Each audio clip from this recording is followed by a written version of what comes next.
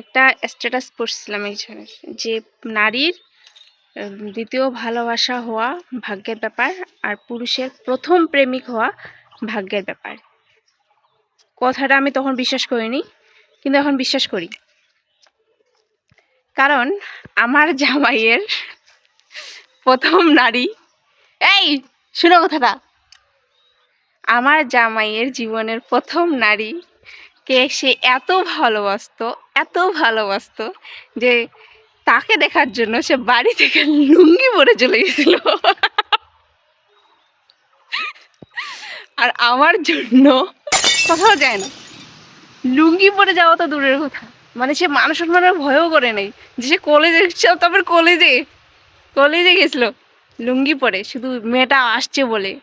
সে সেদিন আসছে, 2 দিন পর কলেজে আসছে, এই জন্য। আর আমার জন্য কি করছো তুমি?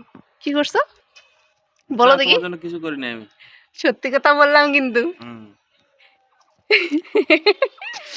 সত্যি কথা বললাম, গায়ে লাগলো।